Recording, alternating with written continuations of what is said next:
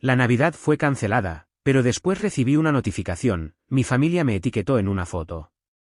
Cena completa, regalos, una chimenea encendida en la que pagué para restaurar. Un día después, mi hermana preguntó, ¿aún cubres el alquiler de enero? Dije, naturalmente. Luego congelé el fondo del alquiler y bloqueé su acceso a las 10 de la mañana.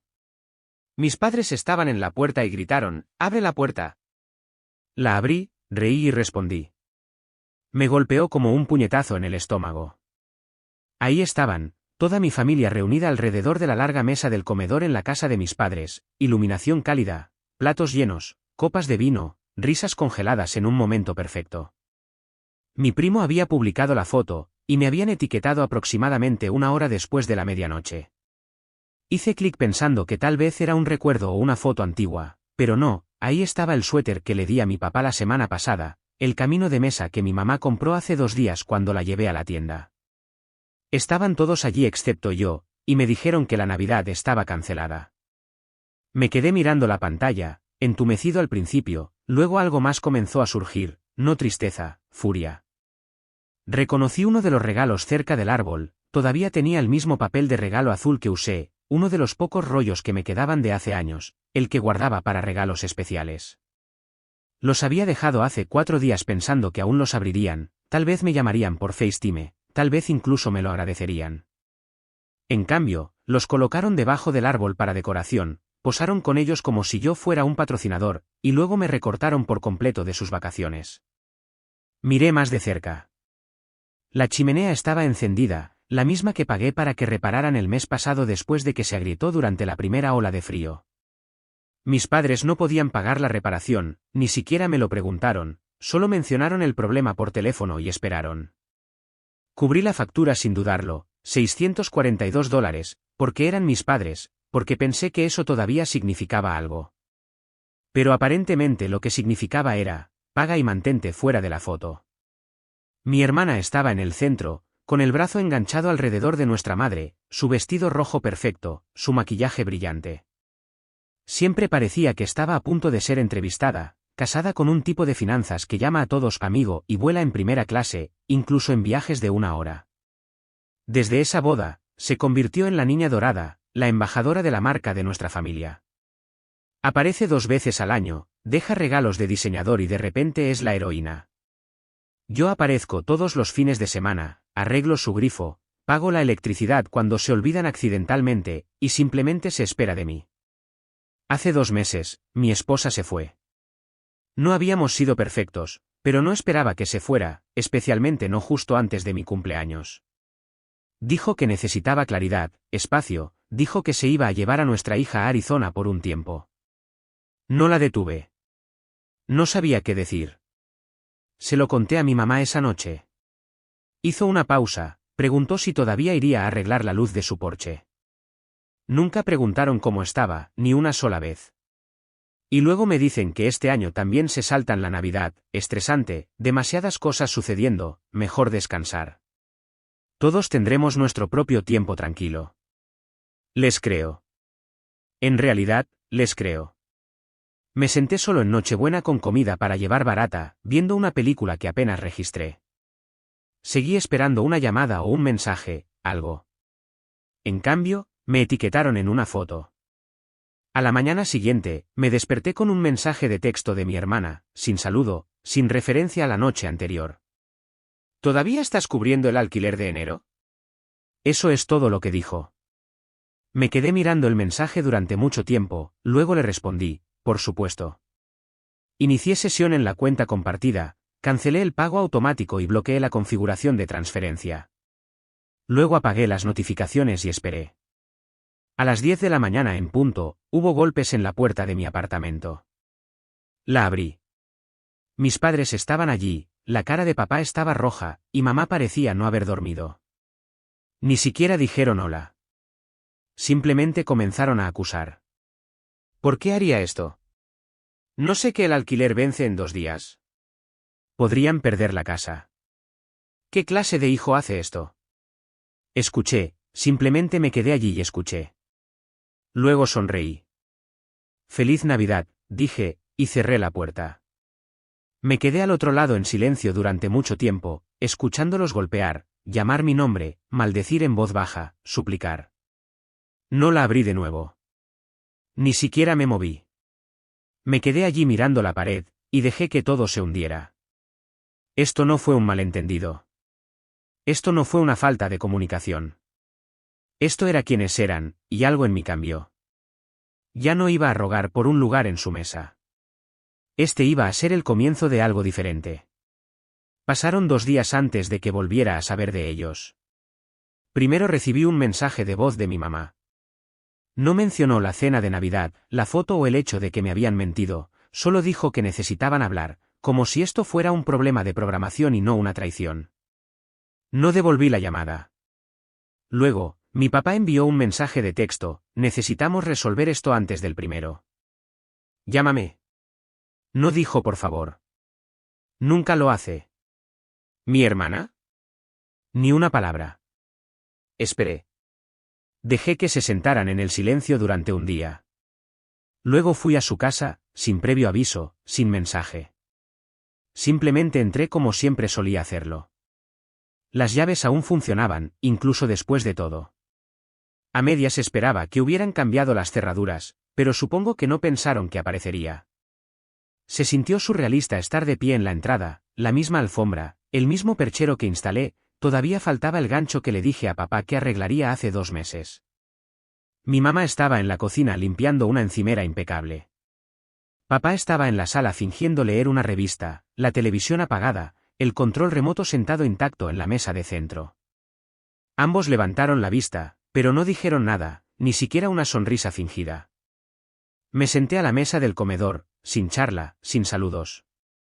Fue mamá quien rompió el silencio. No puedes simplemente congelar la cuenta, Andrew.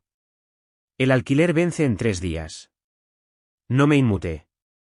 Dije que vi la foto, que sabía que la Navidad no había sido cancelada, solo yo. Dijo que no era personal, dijo que no querían molestarme, dado por lo que había estado pasando con mi esposa, dijo que no habría sido cómodo con todos allí. Le pregunté si era cómodo usar mi chimenea, si era cómodo desenvolver los regalos que compré, si era cómodo sonreír para una foto mientras yo comía fideos solo en Nochebuena. Ninguno de los dos dijo nada. Entonces papá saltó, dijo que estaba exagerando las cosas, que era solo una cena, que la familia es más que las fiestas. Eso me hizo reír. Le recordé cuántos momentos de solo uno me he tragado a lo largo de los años, cuántas veces cubrí sus facturas sin un agradecimiento, cuántos cumpleaños pasé arreglando su casa en lugar de ser celebrado, cómo entregué dinero para su alquiler mientras comía ramen 3 noches a la semana y vendí el marco de mi cama para pagar mi factura de servicios públicos. Se quedaron allí en silencio. Les dije que no cubriría nada después de enero, ni alquiler, ni servicios públicos, ni un centavo. Tenían un mes más para averiguar cómo vivir sin que yo financiara su estilo de vida. Mamá dijo algo sobre que era un mal momento para hacer un cambio. Pregunté cuándo sería un buen momento para dejar de ser tratado como un felpudo. Tampoco respondieron eso. Me levanté y caminé hacia la puerta. Nadie me siguió. Nadie dijo lo siento. Esa noche, mi hermana finalmente envió un mensaje de texto, solo 5 palabras: eso fue realmente inmaduro, Andrew. No respondí. En cambio, abrí mi computadora portátil y revisé todo. ¿Nuestro plan telefónico compartido? Cancelado. ¿Servicios de transmisión que pagué? Cambié las contraseñas. ¿La llave de repuesto que guardaba escondida en su porche? Desapareció. ¿El seguro de automóvil en el que los había agregado porque sus primas eran demasiado altas? Eliminado. Poco a poco, corté las cuerdas. Si querían borrarme de la foto familiar, podían vivir como si fuera así. Se quedaron callados durante casi 2 semanas, ni un mensaje de texto, ni una llamada, ni culpa, ni disculpa, solo silencio, como si esperaran que el tiempo barriera todo debajo de la alfombra, como si tal vez olvidara que tuvieron una fiesta sin mí. Se rieron alrededor de la mesa que les ayudé a pagar, sonrieron junto a la chimenea que pagué para arreglar. Entonces se rompió el fregadero. Primero llegó el mensaje de voz de mamá, dijo que la cocina se estaba inundando, agua por todas partes, la tubería debajo del fregadero cedió. Usó palabras como desastre y emergencia y deslizó un suave: realmente te necesitamos. No devolví la llamada. Unas horas más tarde, papá me envió una foto borrosa del desastre, toallas empapadas, gabinete deformado, agua todavía goteando. Luego envió un mensaje de texto: no podemos pagar un plomero, ¿puedes venir? Esperé 5 minutos y respondí: entendido. A la mañana siguiente, conduje hasta allí, no para arreglar nada, solo para verlo con mis propios ojos. Parecían sorprendidos cuando entré. Mi papá estaba de rodillas tratando de apretar algo con una llave vieja. Mi mamá estaba con los ojos rojos, probablemente por el estrés, tal vez por la humillación. Me paré en la puerta de la cocina y me quedé mirando el agua que se acumulaba cerca de sus pies. Deberían llamar a un plomero, dije. Mamá me miró como si acabara de decir algo cruel. Papá comenzó a hablar sobre cómo los plomeros cobran de más, como siempre he sido bueno con las herramientas, como sé estas cosas mejor que nadie. Pregunté por qué no le habían preguntado al esposo de mi hermana. Él era el que estaba prosperando, ¿verdad? El que les regaló la máquina de espresso o elegante el año pasado, el que despejaron espacio en la cocina tirando la cafetera que les compré. No respondieron, simplemente se quedaron allí esperando que me arremangara. No lo hice. Les dije que el daño no era irreparable. Luego saqué mi teléfono y les di el nombre y el número de un plomero en el que confiaba. Es bueno, dije, pero cobra lo que vale. Luego me fui. La semana siguiente, fueron sus impuestos. Todos los años desde que cumplí 25, hice sus impuestos gratis, conocía todas las deducciones, les obtuve las mayores devoluciones que jamás habían visto. Siempre venían a mí a mediados de enero como si fuera automático. Esta vez recibí un mensaje de texto: ¿puedes venir este fin de semana y ayudar con los formularios? Dije: no. Mamá lo intentó de nuevo al día siguiente: te pagaremos, dijo. Le dije que estaba ocupado. Fue entonces cuando comenzaron las llamadas a la familia extendida. Ni siquiera tuve que escucharlo de mis padres. Lo escuché de mi primo Mike, que me llamó y dijo: hombre, tu mamá dice que estás pasando por algunas cosas. Me estaban pintando como el inestable ahora, el naufragio emocional, el que castiga a su familia sin razón. Mi hermana, por supuesto, agregó su propio sabor a la historia, dijo que siempre había sido difícil, dijo que estaba celoso de su éxito. Incluso le dijo a alguien que estaba arremetiendo porque mi matrimonio fracasó. No me defendí. Los dejé hablar.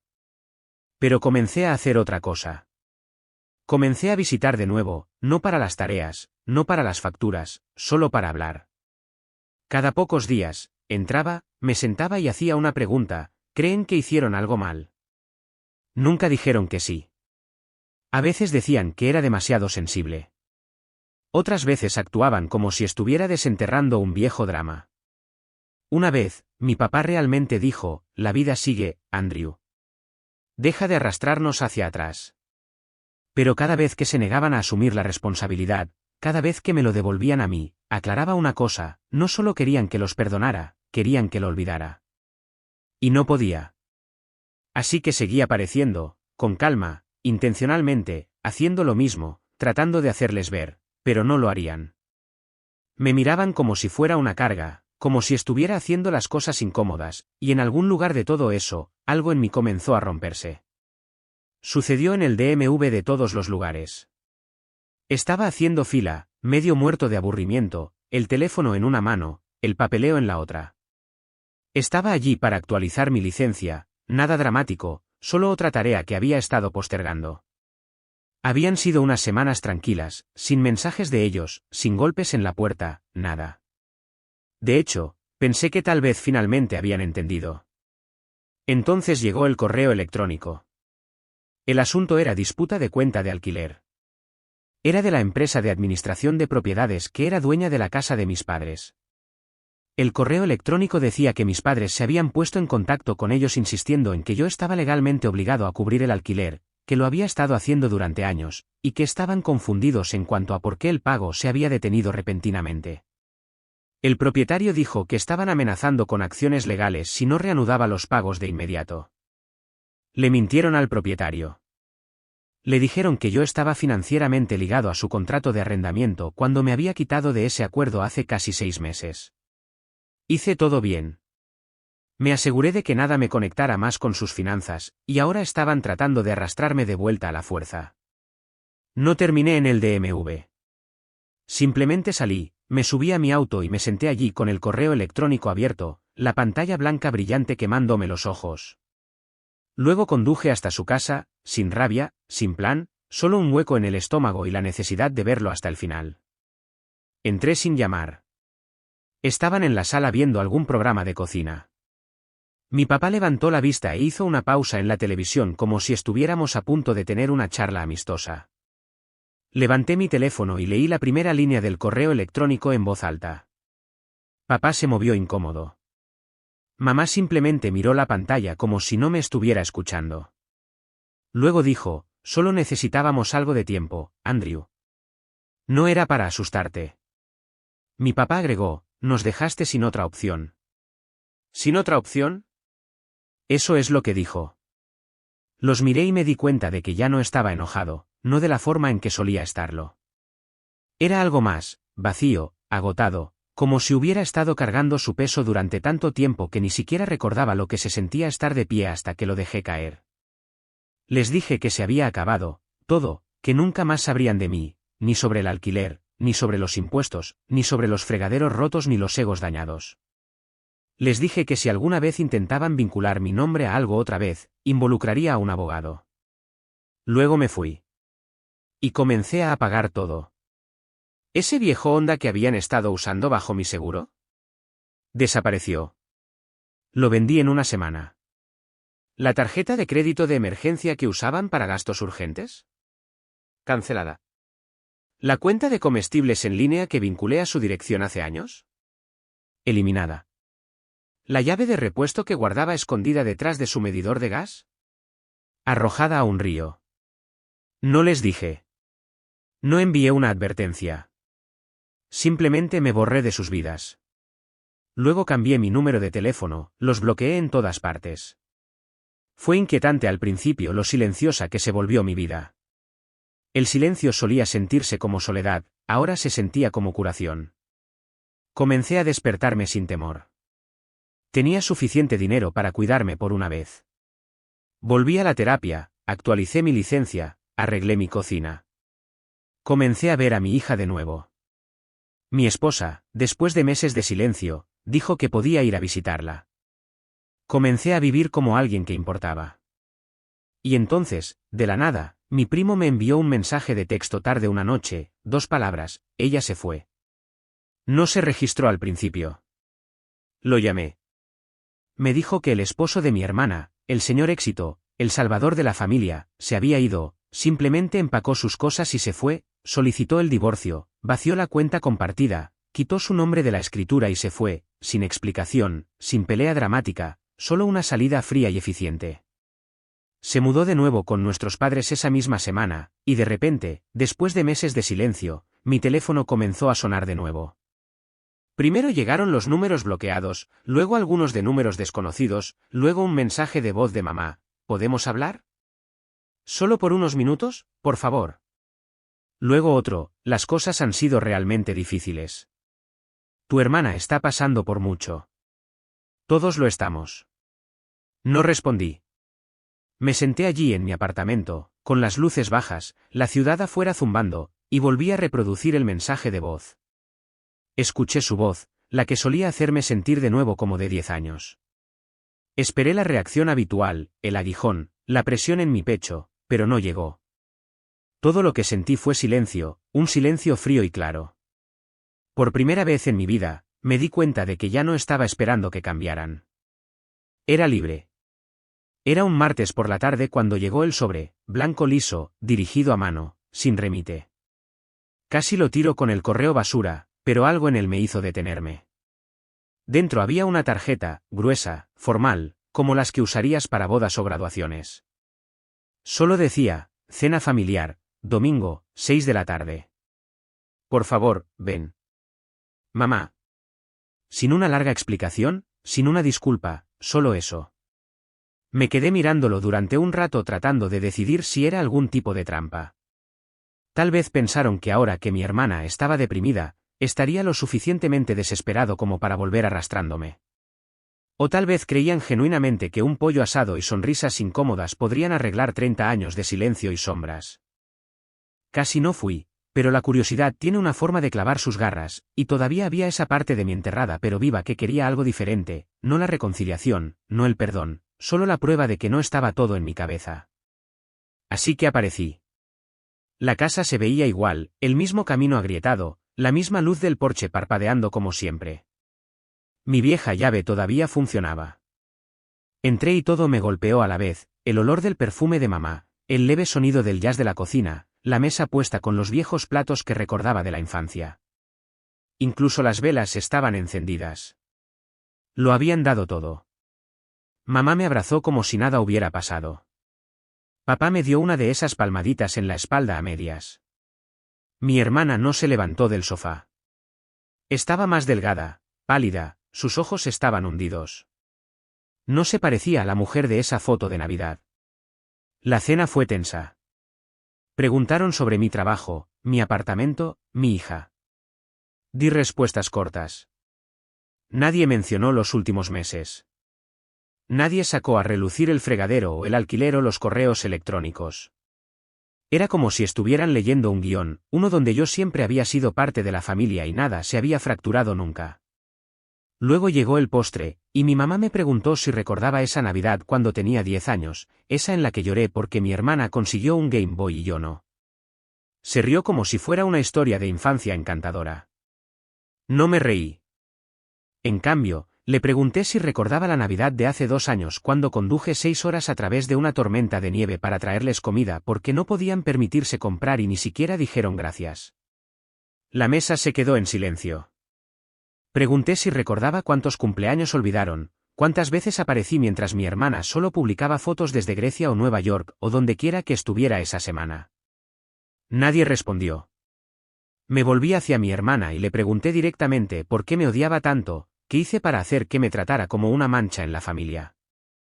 Me miró como si quisiera decir algo pero no lo hizo. Fue entonces cuando sucedió. Me rompí, no con rabia, no con amargura, con lágrimas, el tipo de lágrimas que ni siquiera sabes que están llegando hasta que ya están cayendo. Me senté allí en esa pequeña mesa de comedor perfecta y lloré como no había llorado en años. Lloré por cada vez que me hicieron sentir invisible, por cada momento en que la elogiaron mientras yo estaba en el fondo, por cada noche tranquila a solas después de que me mintieron, por cada palabra que nunca pude decir cuando era niño que solo quería sentirse amado sin tener que ganárselo. Y simplemente se sentaron allí mirando. Cuando finalmente me detuve, mi mamá extendió la mano sobre la mesa. No dijo lo siento, solo tocó mi mano. Mi papá asintió lentamente, como si estuviera procesando todo por primera vez. Incluso mi hermana desvió la mirada, sus ojos vidriosos por un segundo, solo uno. Pensé que tal vez esto era todo, tal vez este era el momento en que todo cambiaría, que finalmente comenzaríamos algo real. Pero entonces vi los platos, las velas, el esfuerzo por organizar una noche perfecta, y me di cuenta de que no estaban haciendo esto por mí. Lo estaban haciendo por sí mismos, para sentir que lo intentaron. Me levanté. No grité.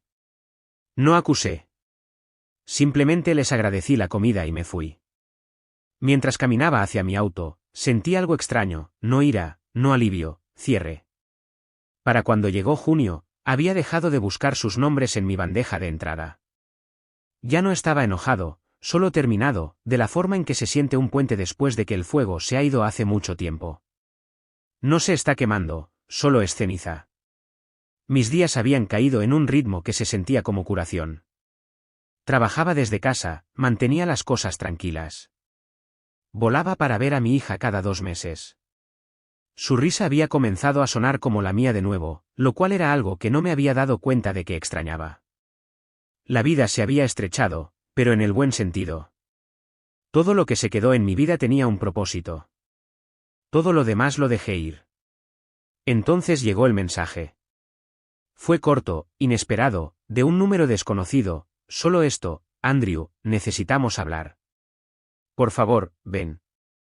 Es importante. Mamá, papá y Rachel.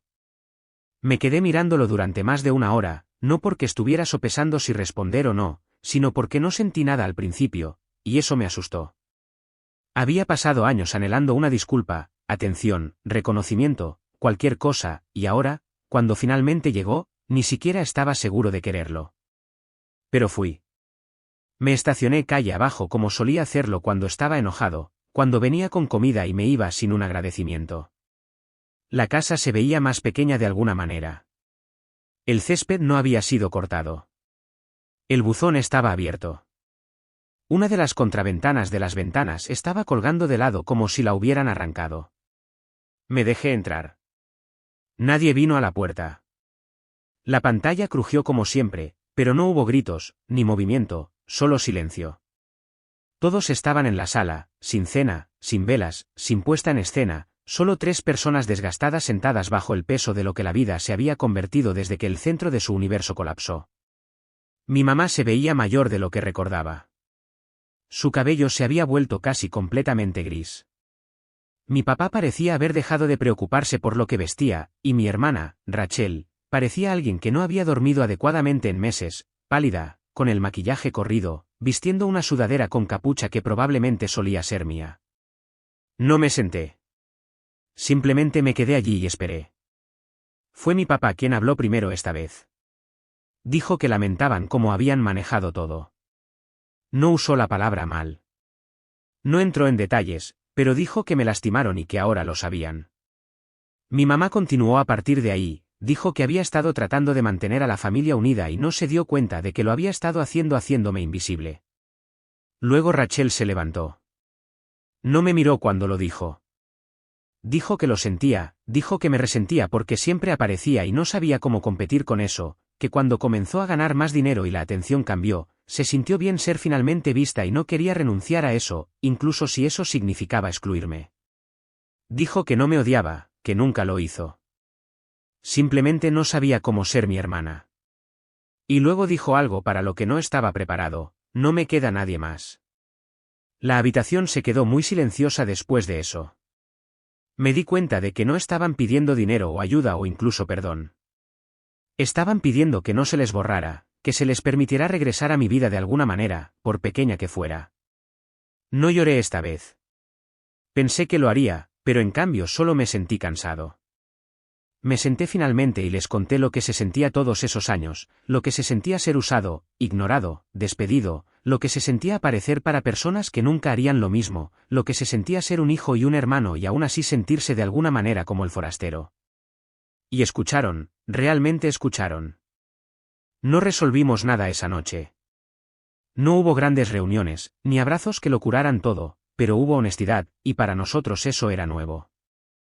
Me fui después de 1 hora.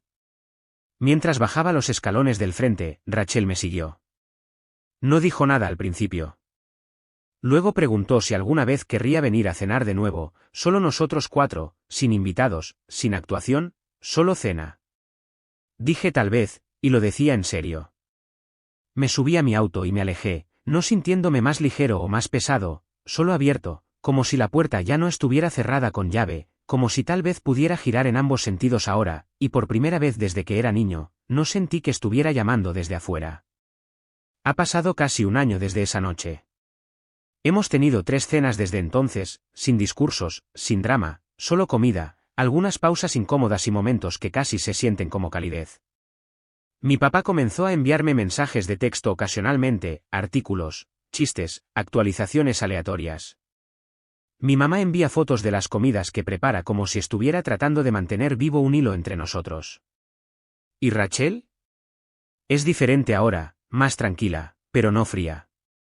A veces hablamos durante 20 minutos, a veces no decimos mucho en absoluto.